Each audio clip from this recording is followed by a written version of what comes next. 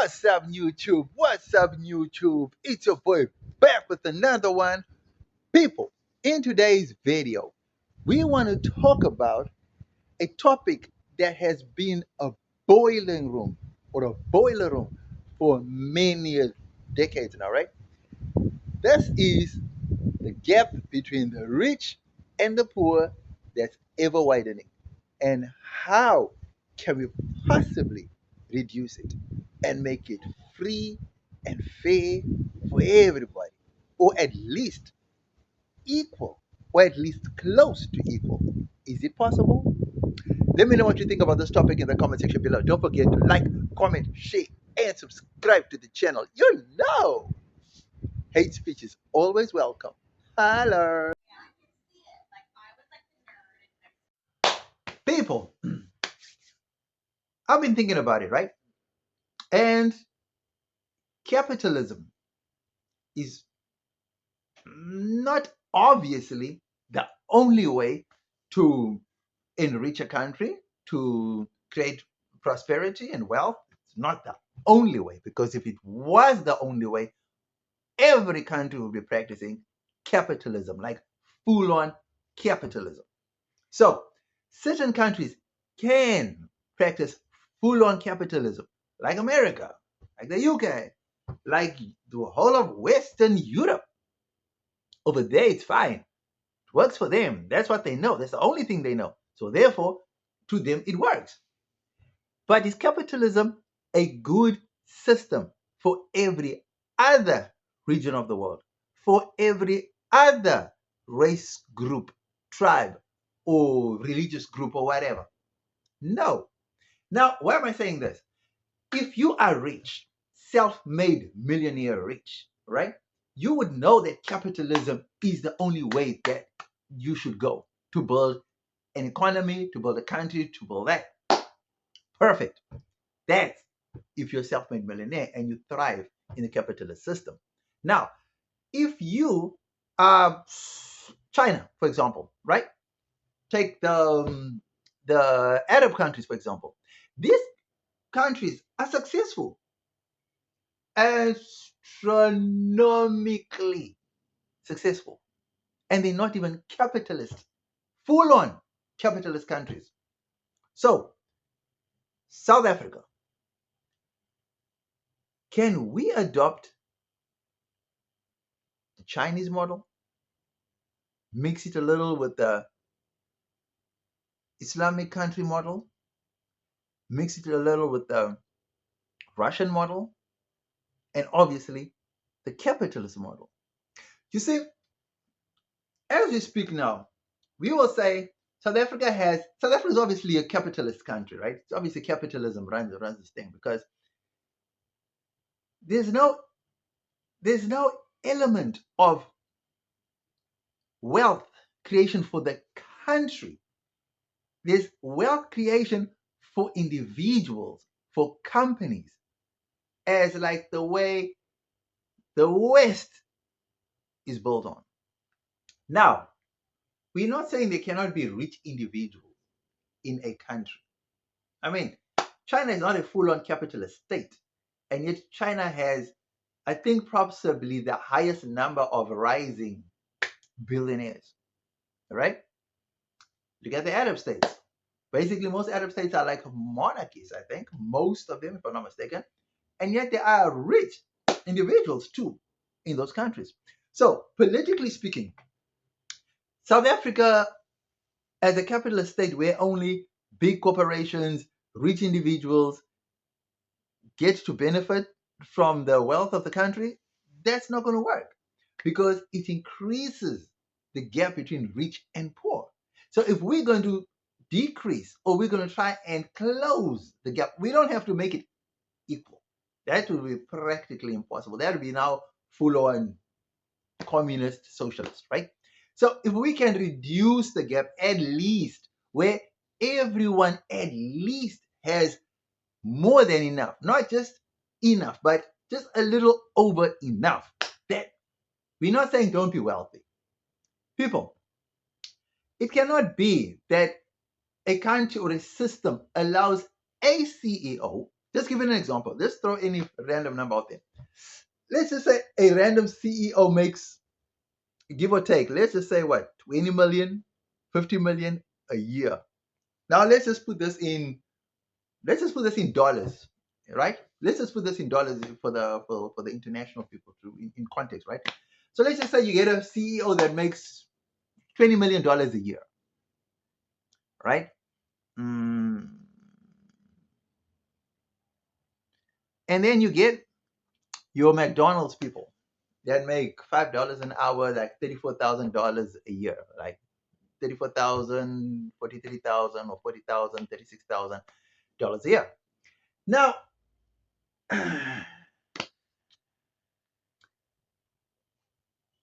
a system like that is broken because governments have to step in and curb unrealistic, astronomical takings of individuals. I mean, let's be honest. If you are the CEO of, let's just say, ShopRite Checkers, and you're taking home 20 million, you'll be happy. You can afford anything that you possibly want, right? But as a CEO, and you know that your lowest income employee is getting a what? Let's just say, he makes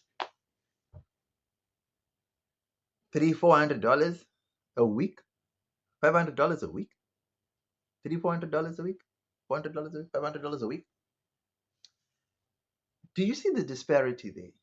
So I'm trying to think that there has to be a cap. There has to be a cap that you can earn this amount, which is way beyond normal. The rest has got to go to a pot that distributes equally among the employees of the company. Like the lowest of the lowest, they get to at least, if you get what I'm saying. So people, for example, banks, the banking system, they make a ton of money. And guess what? South African banks, privately owned. So private investors are killing. They're making a killing. And they just get to pay a tax on it, I think. They just get to pay. So how much is the state making? You see, so as a country, South Africa, the country itself, is not generating any wealth. The wealth that's being generated is being exported. Capital flight.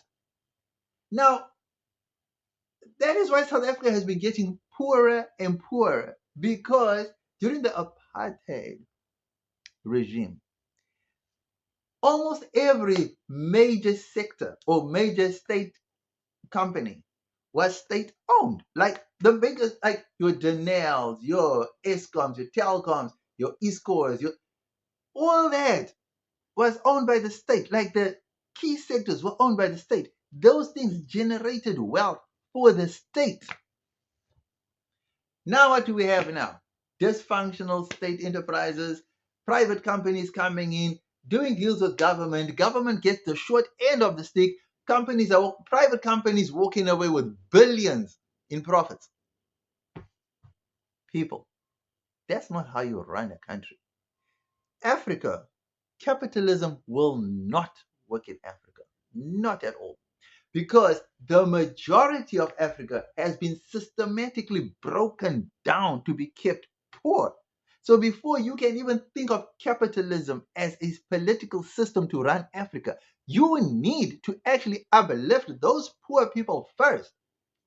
And how are we going to do that? Because capitalism certainly isn't working, right? So we need to bring a touch of capitalism, touch of socialism, and we have to try and find a way to blend the two. All right? Remember, China is a communist run country, but it's not exactly a communist state, because it does have socialist and capitalist features in the political system. Right. So, South Africa, what are we lacking? Because we can blame leadership all we want, right? say leadership this, leadership that. We have the South African Communist Party. If we had to put them into power, what would they bring to the table? Communist ideas? Would it be like the old communist ways? Or would they bring a modern twist to the communism way of running a country? Now, if we go the Russian route, where we take the dictatorship, like we saw in Zimbabwe, right? Zimbabwe is basically a physical handbook of how not what to do, right? Because you had a dictator, and basically Zimbabwe is basically a one-party state, right? It's basically a one-party state because even though on paper they allow opposition parties, but in reality, sure, it's not feasible to have a political party in Zimbabwe, an opposition party for that matter, right? So capitalism, definitely, so it's there. Then they have these socialist tendencies to one, but they don't exactly implement them, which means it's now become a full-on capitalist state where certain rich people enrich themselves and the majority get left behind. So therefore, it's not a socialist state in any way. So it's full-on capitalism, all right? Okay, so if we have to introduce socialist programs in South Africa, like on a government level, like it's like any company making over, let's just say, 200 million or $100 million a year.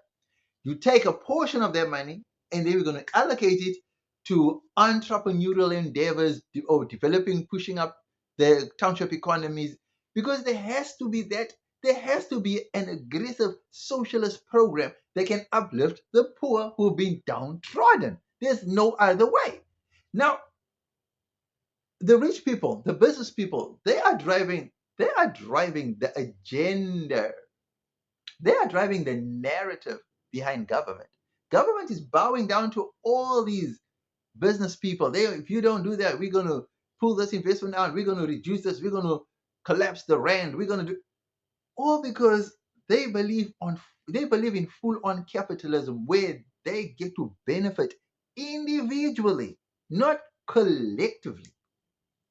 Now, people might tell you, oh, black people are lazy. They don't want to work. They just want to steal and this one, this. Colored people just want to be gangsters. They're lazy. They just want to drink all day. They don't want to. People, even if that were true, is it not government's responsibility to try and bridge the gap between rich and poor? Now, I'm not saying it's going to be an easy overnight thing that just happens at the click of your fingers or at the snap of your fingers. No, people, it's going to take trial and error. But on this trajectory that we're going on now, with just full on capitalism, it's not going to work. It's really not going to work because the gap between rich and poor in America is astronomical. I mean, there's no way that the black Americans are ever going to catch up to the riches of the white Americans. That's just not going to happen. And that's the most advanced country in the world.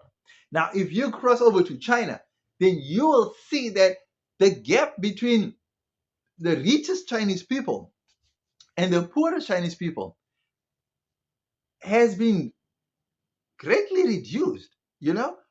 China when was it? What year was this? In the early 2000s, I think, or just no, in the later 2000s, I think. China, the communist country run by a dictatorship and a one-party state, managed to pull, I think, just over 700 million people out of abject poverty, and that was done by the state. So how did they get that right? How did they do that? Now, can South Africa not learn from China? How does the Arab states get to give the citizens free houses, free this, free live off the state? How? It's obviously they're living off a certain natural resource, right? So Give an example, like I said in the previous video, where South Africa has 400 years or 500 years of coal. The West wants our coal. They need it. They want our coal, right? If we can charge a premium for this next 400 years of coal, can we also not lift our poor people out of poverty, like the ones that are going through abject poverty? Can we also not use our natural resource that we have? Do we not have gas, or do we not have other minerals that we can use to lift people out of poverty? Of course we can. But what's happening now? The capitalists who run the country solely are benefiting off those resources that only they get to keep the profits, and they get to increase their wealth, and they get to enjoy the wealth of this country, while the masses don't. So therefore, capitalism in Africa will never work fully unless or until the bottom of the bottomless people get to be uplifted, so they too can participate in the economy and also get to enjoy the benefits of the economy, of the natural resources, right? So to me, capitalism in Africa fully does not work. We will need to bring in socialist programs that can actually be driven by governments, right? And the only way they can do that is by nationalizing the banks, the mines, and the natural resources. That's the only other way. Because South Africa needs to generate wealth, and not to generate wealth for individuals or for companies or for entities or for organizations. But the country itself needs to generate wealth for the nation and for the state, if that makes sense. Next, we get into the pros. You know how we do. Let me know what you think. Holler. People, if we go with the model that the Chinese are using, for example, right? China's big four banks are nationalized, right? If you really want to generate wealth for a country, you need to nationalize key assets or key sectors of an economy. Any rational person will tell you that. And this applies to Africa, because Africa, to be honest, has always enjoyed this system of Ubuntu, this system of oneness. That's why there were so many tribes. The Africans lived by tribes. There was no such a thing like so and so and this tribe is rich, we are not rich. No, they all lived under the chief. They all lived under the monarchy. They all lived under that. So the kingdom, the tribe thrived. We're supposed to carry that to this very day as Africans. What happened? Colonialism happened. Guess what? They brought in capitalism, a westernized system that is totally foreign and alien to us as African people. Why do you think most African countries and people are struggling? Because you are living under a capitalist society which was not meant for Africa. Africa was not meant to have individual wealth. Africa was not meant to have individual success stories. Africa was meant to thrive as a unit, as a tribe, as a collective. But unfortunately, colonialism came and destroyed all that.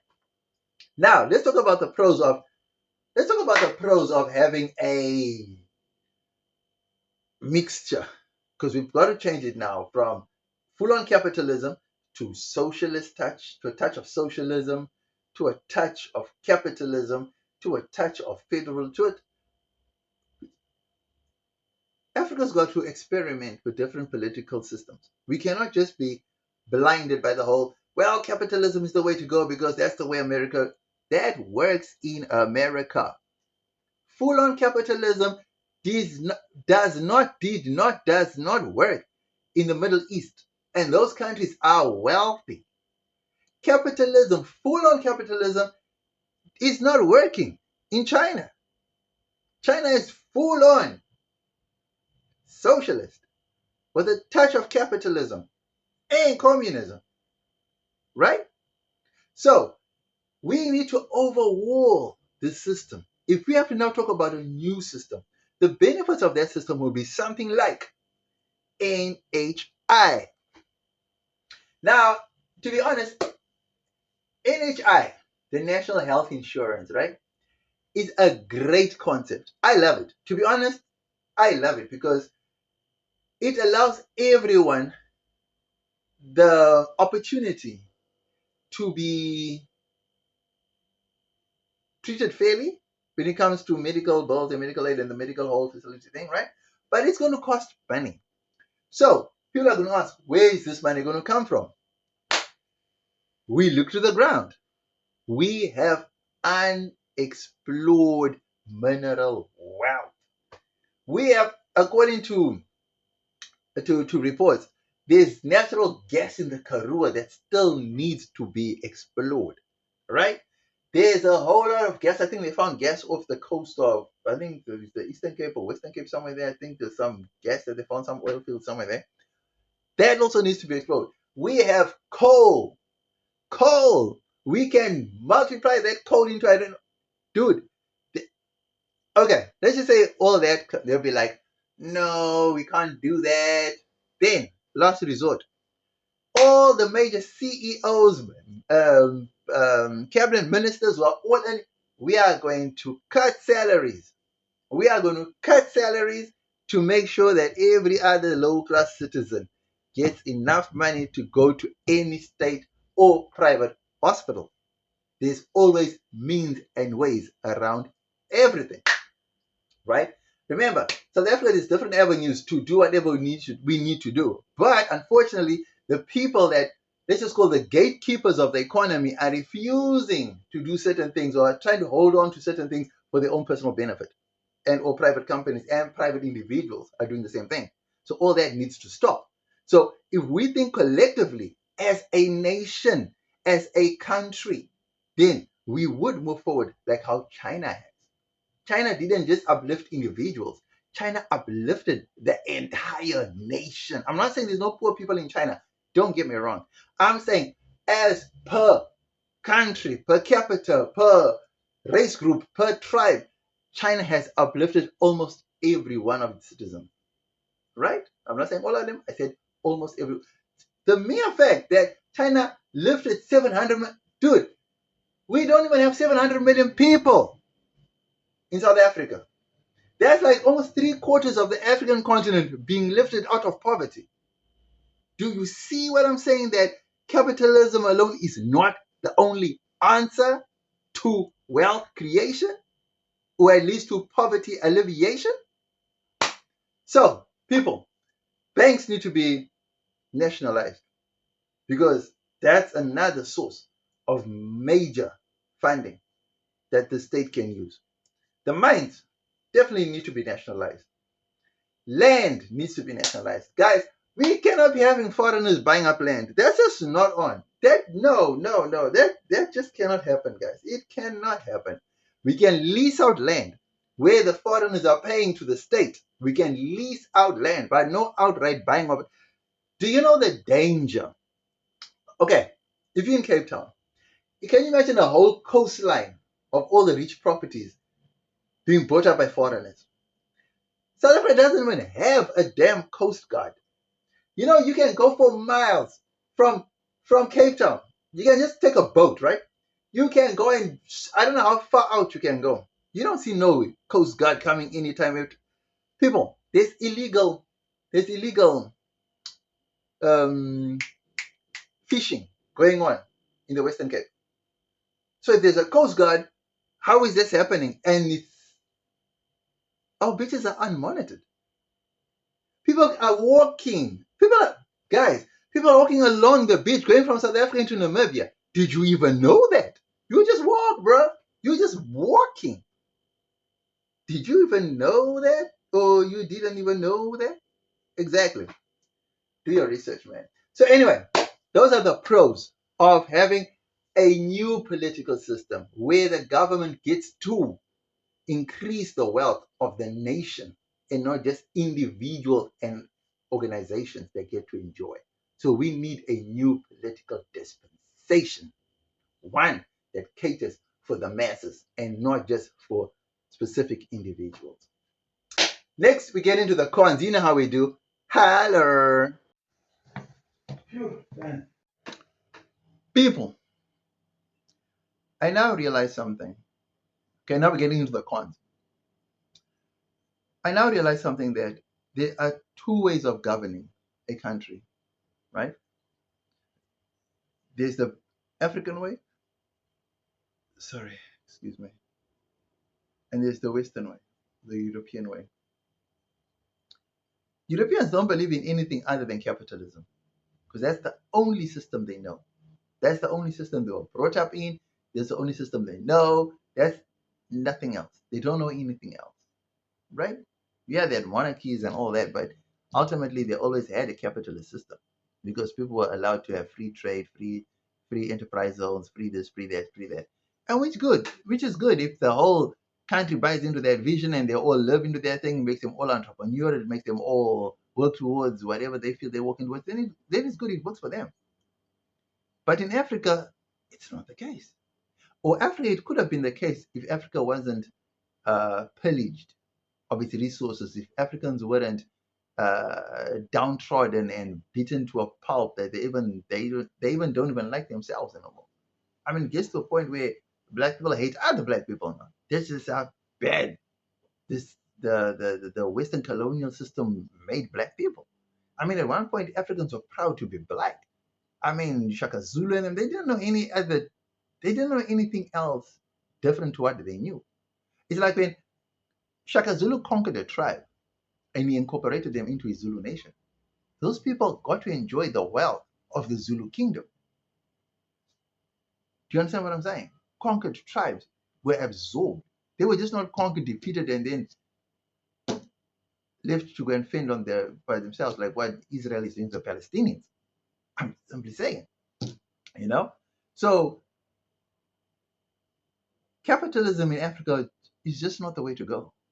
It clearly is not the way to go because capitalism, full-on capitalism, is only enriching certain individuals and organizations, and that cannot be. So the cons of this new system that would come into play, there are no cons because the new system that would come into play, like we learn from China, and we take a little bit from China, we take a little bit from the Arab states, and we take a little bit from Russia, something that is not identical to the West is what Africa needs. Because as of now, Africa is running on Western lines, and that is what is killing Africa for now. Guys, I'm not going to lie to you. What works in America, what works in Europe, will not work everywhere else. What works in China might not work in Africa, might not work in Europe. So if Africa cannot come up with its own unique system of kingdoms, of Ubuntu, of something, then we have to borrow from the Chinese. We have to borrow from the Arabs. But we cannot keep running on the European system. It's just not for Africa. It's not working. It never worked. And therefore, it will never work. So the only other way is to do it like I'm saying. We have to borrow from other systems other than the West. That's how we reduce the poverty gap. And remember, when people fight to defend capitalism, it's never the poor, it's always the rich. And when people fight for socialism, it's never the rich, it's always the poor. Let me know what you think let me know what you think about this topic in the comment section below. Was I on the money or did I totally miss it with this one? Don't forget to like, comment, share, and subscribe to the channel. As you know, hate speech is always welcome. Holler.